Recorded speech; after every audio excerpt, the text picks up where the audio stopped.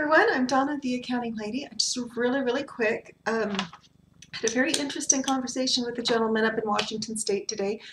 Um, I am located in Utah right at the moment. I am a native, sort of Seattle. I grew up there. I have family in Kentucky, and I am looking into possibly moving to Southern California. And so with all that in mind, it's probably a shock to some of the people that I know, but with all that in mind, my question is, when I'm telling someone, I want to expand into your area because I have family there,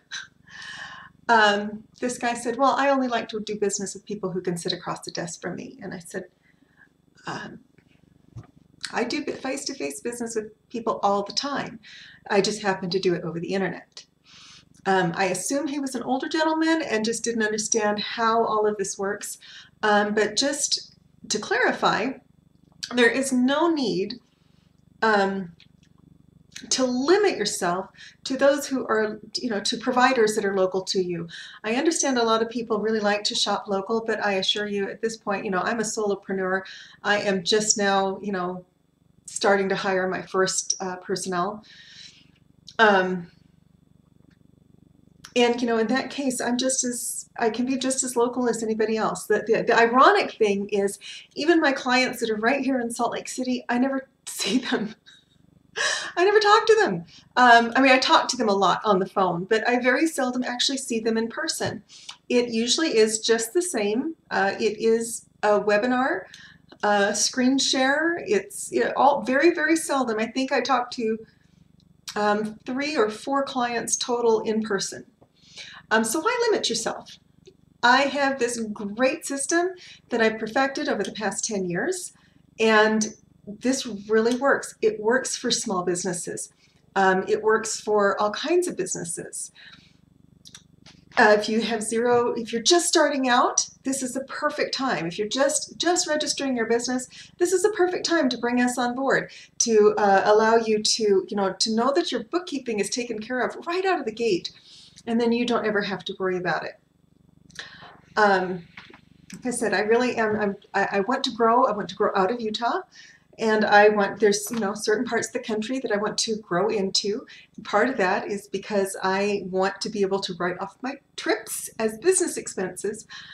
So if I have clients in Los Angeles and I need to go to I want to go to Los Angeles for a trip to the beach, I get to write that off then if I go see my clients. There's ways of doing this. The same thing with the gentleman in Washington. One of my brothers lives in Washington. So I would just love to expand it there, to be able to go see my brother and his family and be able to say, you know what, that's a tax write-off because it's a business expense, because seeing my brother's family would be incidental to going to talk to clients. There's ways you can work this out. But ironically,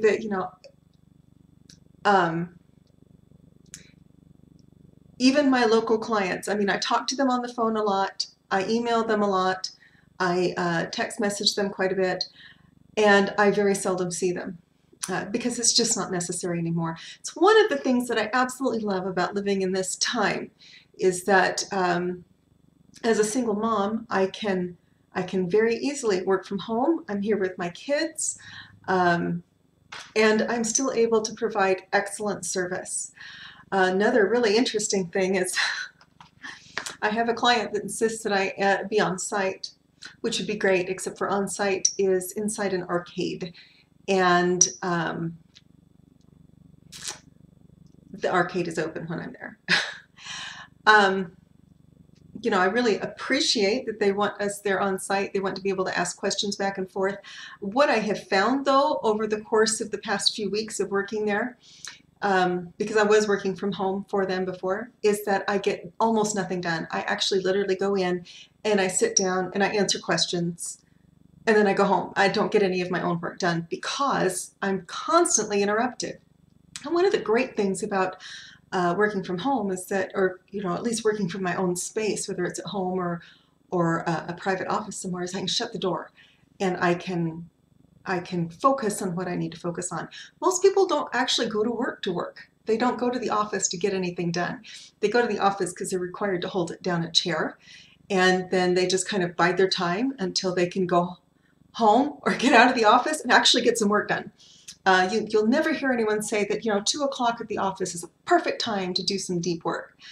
So that's just kind of all I wanted to talk about today.